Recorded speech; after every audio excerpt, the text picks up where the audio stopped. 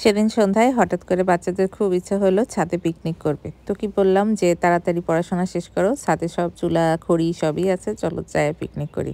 তো 7টার সময় সবাই মিলে চলে এলাম ছাদে। ছাদে এসে চুলা ধরায় আগে ভাত বসাই দিলাম। যেহেতু আমাদের আগে থেকে খুব একটা প্রিপারেশন ছিল না, তাই ভাবলাম যা আছে তাই করব, শুধু ছাদে যেয়ে রান্না করব। দেখেন আমাদের ছোট পিচিটা কি খুশি। তো যেয়ে আগেই ভাতটা বসাই দিলাম।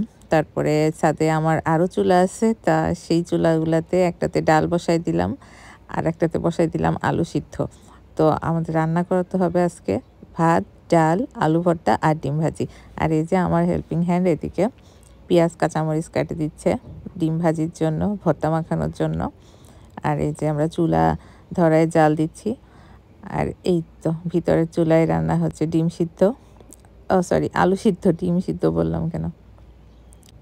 আর এই যে বাচ্চাগুলো এত খুশি ছিল, ছাদে যে গান ছেড়ে সব একদম চাঁদের আলোতে বসেছিল, আর এখানে লাইটও ছিল আমাদের, খুবই মজা পাচ্ছিল সবাই।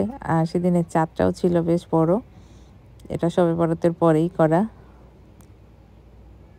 কি যে দুষ্টুমি করছে এরা, আর খুব এনজয় করছিল। এই যে গানের সাথে সাথে নাচতেছে আর মজা করতেছে সব বসে বসে। এখানে হালকা স্ন্যাক্সও দিয়েছিলাম, ওরা খাচ্ছিল। তো যতই বলি ধুপ করে রান্না করে খেয়ে আসবো, তাও 2-3 ঘন্টা সময় চলেই যায়, কি আর করা। আর এই সময় বাজতেছিল চি চি চি ননি চির একটা গান আছে না, ওইটা সবাই খুব ফান করতেছিল। আর ছোটটা তো সবচেয়ে খুশি, ওই দিন করে ছোটটা আবার বলতেছে মামি চলো আবার পিকনিক করি। আমি বলতেছে আজকে আর না, আবার আপুদের স্কুল খোলা, আবার এসো আবার করবো পরে। এই দেখেন, আর এই চুলার খাবার যে এত মজা হয়। নর্মাল ভাত রান্না করছি এর আগে, তো না হয় বিরিয়ানি তারপরে খিচুড়ি এগুলো রান্না করছিলাম, কিন্তু সেদিন মাত্র শুধু ভাত রান্না করছি আর ডিম ভাজি করছি। বাচ্চারা এত খুশি হয়ে পছন্দ করে খাইলো, দেখে মনে হলো যেন কি মজাই হয়েছে। আসলে মাটির চুলার বা এই খড়ির রান্নার টেস্টই আলাদা, জানি না কেন খুবই ভালো লাগে। আর সবাই মিলে পিকনিক করে খাওয়ার সময় আরও বেশি মজা পাই।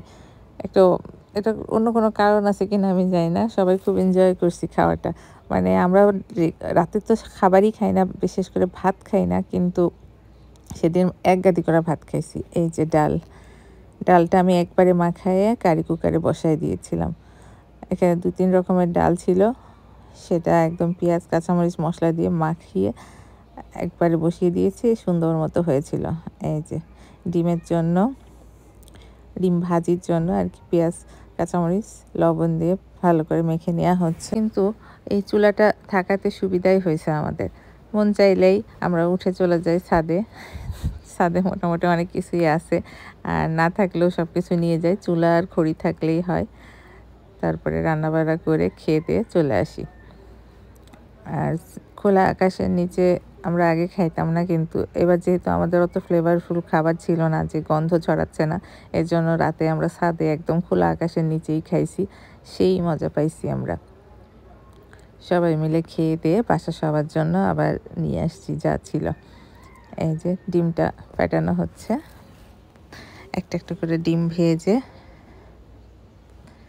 রাখছি। ডিম ভাজিটাও যেন অন্যরকম একটা মজার স্বাদের হয়েছিল।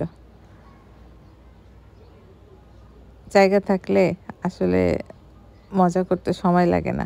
আর এইসব ছোট ছোট ব্যাপারগুলা বাচ্চারা যে এনজয় করে, এটাই আমার কাছে খুব ভালো লাগে। আমার একটু কষ্ট হলেও ওদের এগুলা করতে আমি উৎসাহিত করি, কারণ এতে খুব বেশি কষ্ট হচ্ছে না। আমার ছাদে উঠতে হয়, একটু রান্নাবাড়ি আর অ্যারেঞ্জ করতে হয়, কিন্তু বাচ্চারা যে মজাটা পায় এই অল্প আনন্দ দিয়েই ওরা বুঝতে পারে যে ছোট ছোট বিষয়গুলো থেকে যে আনন্দ পাওয়া যায় এটাই অনেক। এখনকার বাচ্চারা কি পিকনিক টিকনিক এত করতে চায় কিনা জানি না, কিন্তু আমার বাচ্চারা কিন্তু খুব এনজয় করে।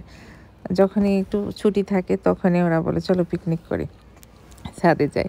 এই জিনিসটাই তো একটা মজার বিষয়, আমার কাছে বেশ ভালোই লাগে।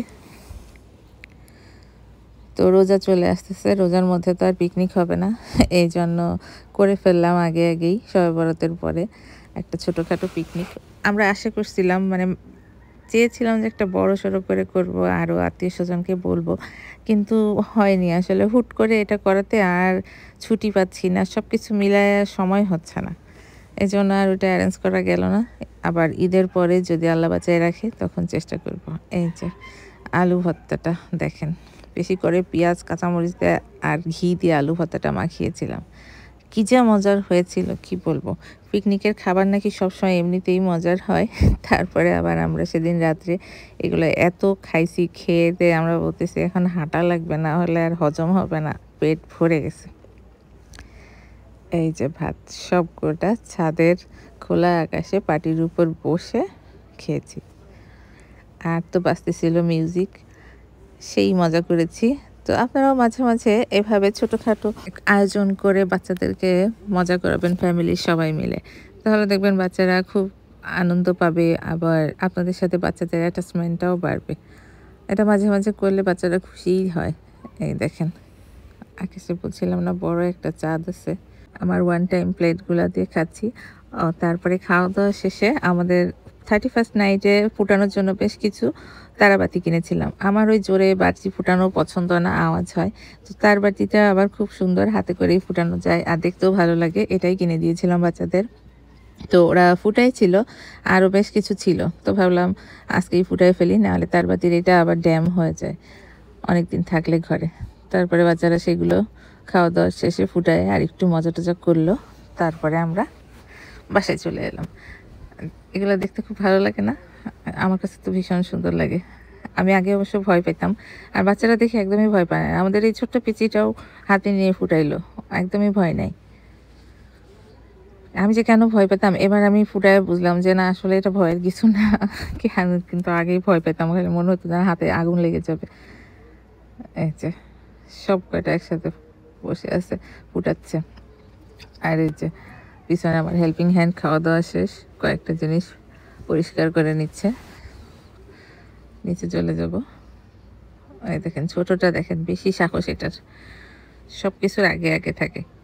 তো যাই হোক, আপনারাও মাঝে মাঝে বাচ্চাদের নিয়ে এভাবে ছোটোখাটো করে হুট করে মজা করবেন, বাচ্চারা ভীষণ মজা পাবে। সবাই ভালো থাকবেন, সুস্থ থাকবেন। রোজা আসতেছে, এই পিকনিক টিকনিক এখন আর হবে না, সে পর্যন্ত সবাই ভালো থাকেন। ঈদের পরে আবার নিশ্চয়ই পিকনিক করব।